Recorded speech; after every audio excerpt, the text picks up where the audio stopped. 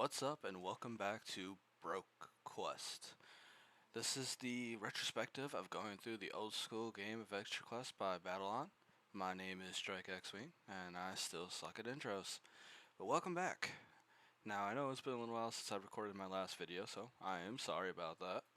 Now, I remember last time I kind of touched on a bunch of the different mechanics and how the game plays, and kind of how you just kind of navigate through the game.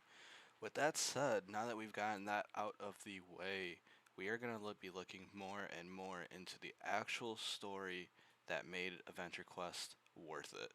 Now, with that said, every time I encounter a character and really need to go in depth on them, I will be breaking down who they are, what they do, the works. With that said, the first place that I really want to focus on is Darkovia Forest. Now, Darkovia Forest is this place that left such a deep memory in me as a child. I don't know about you, but I loved vampires. I loved werewolves. I wanted to be one. Now, with that said, I can be one in this game.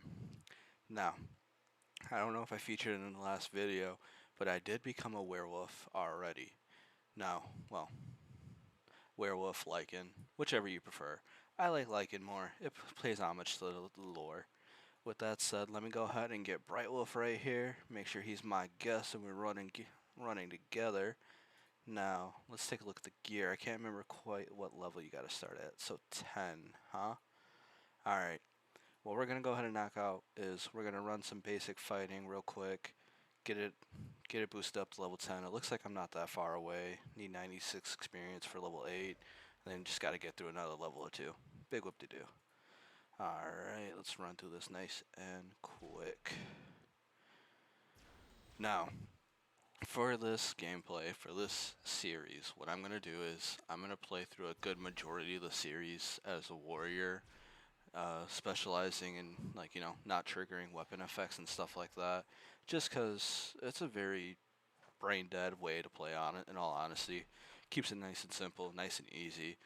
Now, with that said, I am going to be doing a couple other things later on in the series. One thing I want to play with a lot is I remember Scholar being a class that was a lot of fun.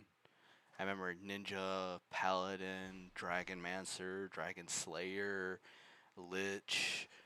I don't remember if Werewolf was a class actually. Huh. Gonna have to investigate that. Well, hey, that's the good part about a retrospective. We're running through the story together and remembering things. Or if you're a new player, you get to see it all for the first time. It's even better for you. Now, something I find interesting about this game is in the past when I played it like actively, there was about two or three real major classes you could really play, or well, like I should say archetypes, maybe? Not really sure how to phrase it exactly in all honesty. Let me give a breakdown so you understand what I mean. There was Pure Warrior, which is what I'm going for right now. You click attack, you beat them up. Simple as that. You get huge damage later in the game, lots of health, good defense, You don't really use pets or gusts or anything like that, or if you do use them, you get a little low down pet like my Cardinal here, or you get like a guest like Bright Wolf to follow you around. That class was all about just high weapon damage, high hits, making sure your special abilities for your weapons didn't proc so you weren't getting damage types or of other kinds like ranged or magic or anything like that. Funny, I actually have a funny story about that type of class that I'll tell in a moment here. The other one that I remember is Wizard or Mage or Warlock, however you want to call it. They're all magic casters. So with that said, you would build a character with, really high intelligence, and you would just use a nice little spell tab right here and just decimate enemies, because you would have a spell for every element, and then you'd have like the one like neutral element or something like that that would just nuke enemies. It's the classic glass cannon. You smack the heck out of someone using your MP and you call it a day. And then the last one that I really remember, it was like the big three. It was the Beastmaster class. It was the concept of a warrior, a pure warrior, but you stat split.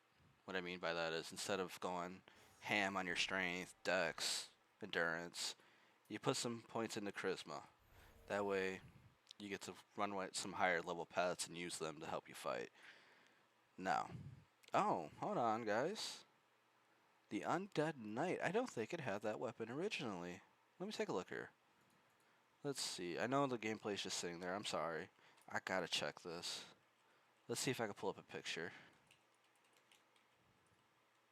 That is the Undead Knight, right? Yep, Undead Knight. Let's see if I can pull up a picture of its original weapon, because I could have swore it looked so much worse than that. Let's see, let's see. Let's see here.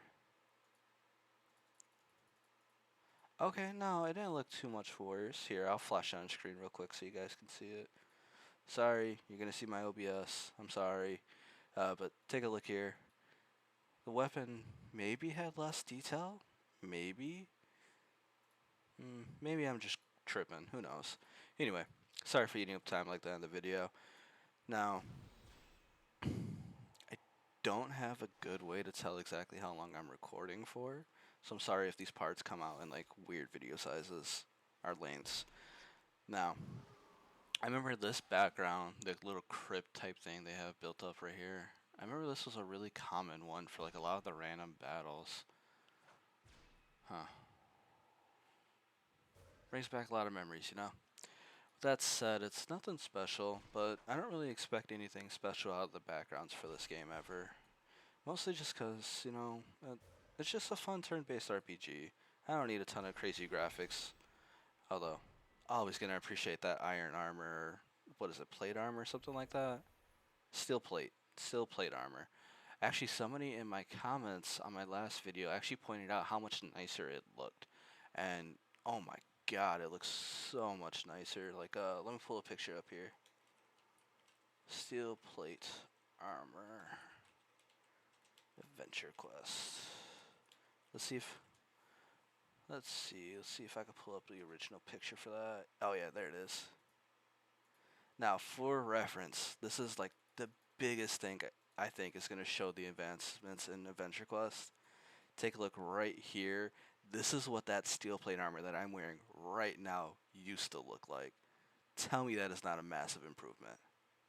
Alright.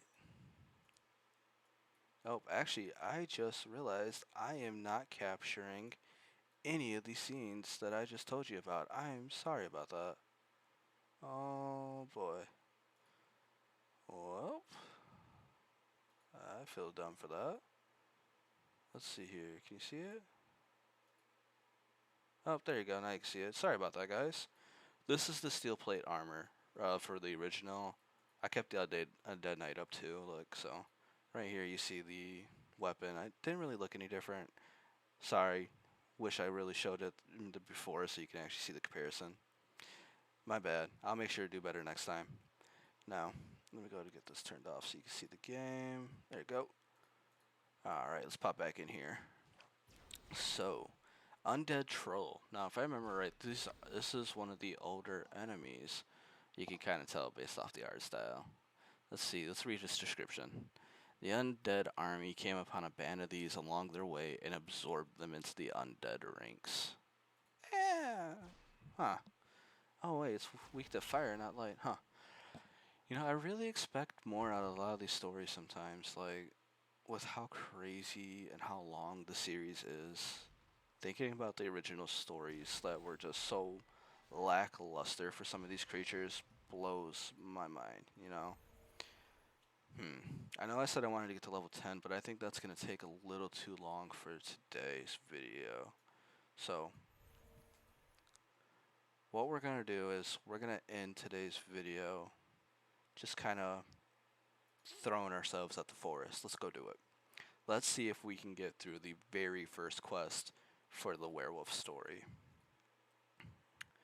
Alright, let's get this rocking. Let's see. Dracus the vampire is spying for Saphira, the vampire queen. As a level 0 werewolf, you are best equipped to undertake this mission. Will you quest to defeat this vampire threat? Of course, begin the hunt. And something I've really interesting in there that you need to pay attention to for the future. All the classes that you start off, you start as level 0. It doesn't actually give you level 1. It's like the same thing like with D&D. Everything starts at level 0, just so you know. Don't be surprised if you see that, pretty much, is what I'm trying to tell you. Let's see, it's a malicious creature that expresses no emotion other than disdain and wants to sadistically toy with you before killing you. In addition to normal cat behavior, this one controls evil elemental magic. Now tell me, why can't the undead troll that we just saw have a super beautiful flavor text like that? You know? Like, that is such an amazing flavor text. Ah, brings a tear to my eye. Not really, but hey, it is what it is. Alright, looks like we got it about down half. I'm at, like, what would that? Let's say I lost like a sixth of my health. Maybe a quarter. Maybe a quarter with that attack.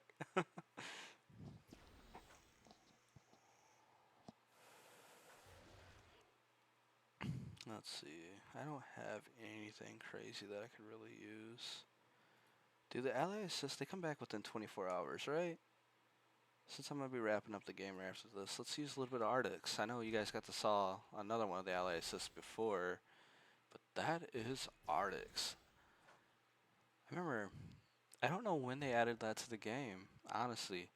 I know the first time I played it, of course, it was not there. The second time I came back to this game, it was not there. The third time I think it was, and that was about 2 years ago.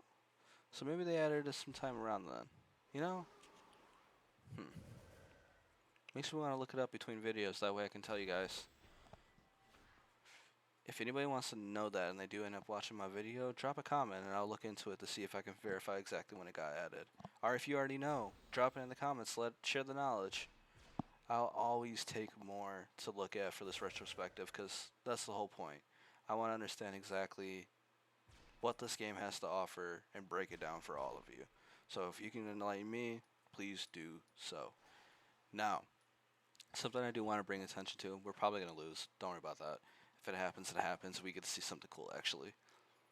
This Darkovia Forest background right here for this battle used to look very, very different. I remember it was brown lines with a couple, like, green blobs that look like were supposed to be leaves. Now, with that said, taking a look at this new background, it is amazing to see. Like, I think these are like little rib cage, maybe.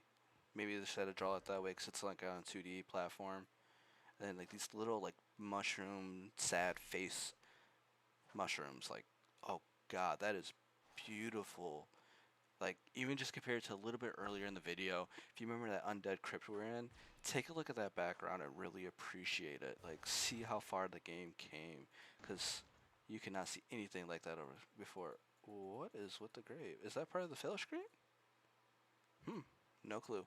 Alright, so this is a screen you're probably gonna get familiar with if you have any type of long-term playing of the game done. The Boatman. So this is your version of, the Grim Reaper, Chiron, whatever you want to call him. Now, when you talk to him, if you go through his whole little dialogue here, we're going to see it again, so I'm not going to look at it. I'm not going to read it to you guys right now. If you just agree, he'll just send you right back to Battle on Town, like, the beginning town, and you get to start it all over. If you click his hourglass down here, it actually starts a quest. Now, I remember the quest being a little bit higher level, so we're not going to do it because it would just kill us again. Actually, you know what? We got a couple minutes. Let's do it. Let's see what we can do. I remember it used to pop you up on a oh, they changed it. Oh, look at his face. Did his face... Is it just me or did his face just flash to like a ghoul-like type thing? Alright, so... Anyway, guys, the basis of this quest... 10 of his hourglasses got stolen. You gotta see if you can get it. If you get 40, you gain access to the Lantern of Souls and a unique title. 70, Scythe of Ultimate Power. 100, armor that transforms you into death. Now, I don't know about you, but that is a crazy reward to me. Oh, guys, look, that's the original steel plate that I just showed you a little bit ago. Looks like they didn't update the... Looks like they didn't update this portion of the game. But for reference, this is what you used to see. Now, this is actually an interesting little thing that popped up for us. I did not know this was here. You see this gravestone, Sir Pawns a lot. This is actually a very strong enemy. If you click that tombstone, he will show up, and he is the old person that used to untrain your stats for you. So if you click one of these stats, you will fight Sir Pawns a lot, and if you lose, your stat goes down. Now, if you don't want to poke him, you can just click on the other grave, and it takes you right to the next place. Now, with that said, looks like we're coming to the end of the video, so I'll catch you guys next time. I won't make any type of progress. I'm going to leave it right here and then just pick up the recording when this finishes. I hope you guys have a wonderful day. Always share the love, like, comment, subscribe if you want. Honestly, I was surprised that I got comments and likes on the previous video, especially since it was just an intro, but greatly appreciated. Have a good night.